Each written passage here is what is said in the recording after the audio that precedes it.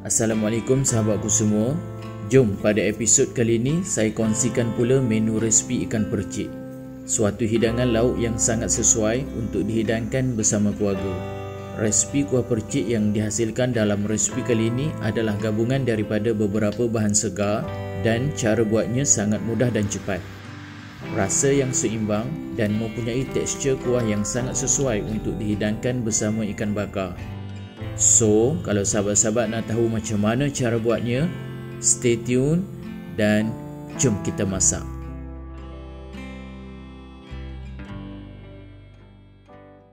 Baiklah, pertama sekali sediakan dahulu bahan-bahan yang perlu dikisar. Sediakan 15 biji cili kering. Jangan lupa rendamkan dahulu sekejap dengan air panas sebelum masukkan ke dalam mesin pengisar. Setengah biji buah keras, 1 biji bawang besar Holland,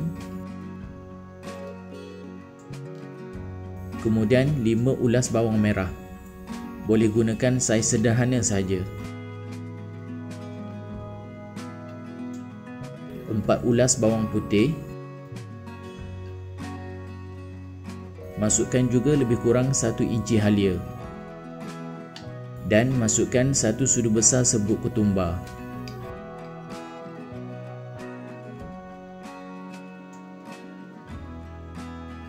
Akhir sekali masukkan sebanyak 2 cawan air masak.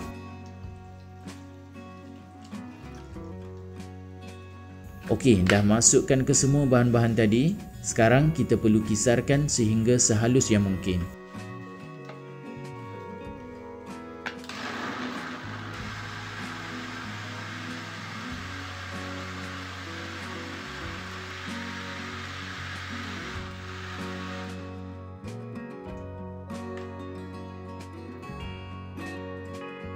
Okey, baiklah. Sebelum kita nak mula memasak kuah percik, sambil-sambil tu boleh perapkan dahulu ikan yang kita akan bakar nanti.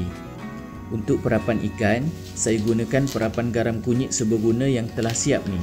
Kalau sahabat-sahabat nak dapatkan garam kunyit seberguna ni, boleh tekan pada link yang telah saya sediakan pada ruangan description. Rasanya memang dah cukup. Hanya lumurkan sahaja dah settle untuk perapan ikan. Dalam resipi ni saya gunakan 2 ekor ikan kembung.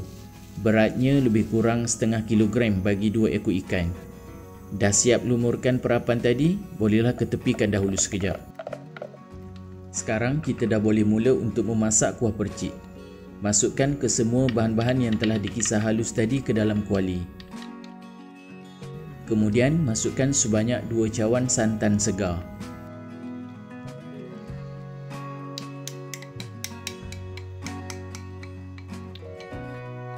Masukkan setengah sudu kecil halba. Masukkan juga lebih kurang 50 gram serai. Pastikan tumbukkan dahulu sikit pada bahagian serai sebelum dimasukkan ke dalam kuali. Dan masukkan juga 4 hirisan lengkuas.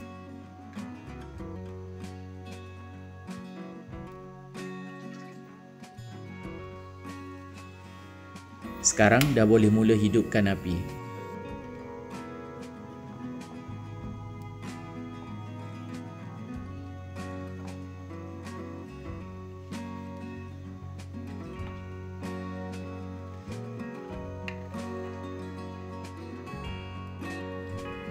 Agak-agak dah separuh masak, boleh masukkan 1 sudu kecil paste asam jawa.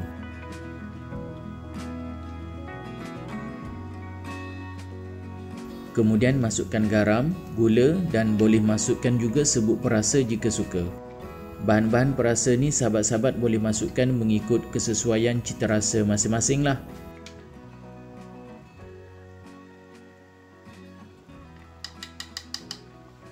Sekarang sambung je masak sehingga kuah berubah kepada tekstur yang agak pekat.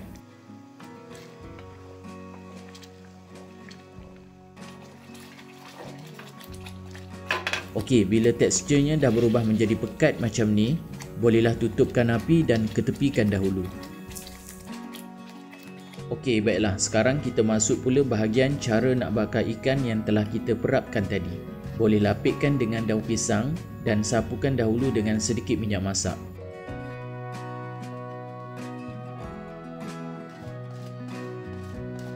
Sekarang dah boleh mula letakkan ikan tadi ke dalam ketuha. Tempoh untuk bakar ikan ni sebenarnya bergantung kepada ketuha masing-masing. Kalau sahabat-sahabat sukakan tekstur ikan yang garing, boleh lebihkan masa, dan sebaliknya lah.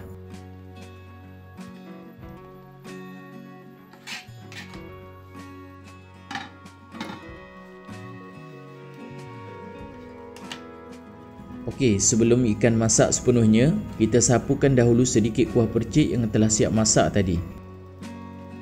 Kemudian boleh sambung bakar ikan ni sehingga ianya betul-betul masak sepenuhnya.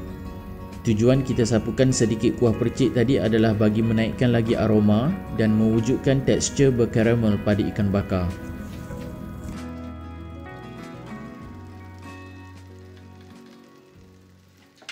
Alhamdulillah, resipi ikan percik yang telah kita buat tadi sudah pun masak sepenuhnya. Sekarang bolehlah pindahkan ke dalam bekas hidangan dan sudah siap sedia untuk dihidangkan. Menu ikan percik ni sememangnya sangat sesuai untuk dijadikan sebagai lauk utama dalam hidangan makan tengah hari ataupun makan malam. Ikan percik yang dihasilkan dalam resipi kali ini memberikan suatu rasa yang seimbang, mempunyai rasa berlemak, pedas, sedikit manis, juga mempunyai rasa berempah dan aromatik. Resipi ikan percik juga telah menjadi satu menu tradisi yang tak lapuk di telan zaman. Kalau di sebelah pantai timur, menu ikan ataupun ayam percik ni memang menjadi sebagai menu pilihan utama yang biasa dijual terutama sekali pada musim bulan Ramadan. Kepada sahabat-sahabat yang ingin mencuba, bolehlah buat menggunakan resipi yang telah dikongsikan tadi. InsyaAllah rasanya sedap dan memuaskan. So, jangan lupa kongsikan episod pada kali ini kepada sahabat-sahabat yang lain. Jaga diri, jaga keluarga, hormati setiap insan sehingga bertemu lagi. Assalamualaikum.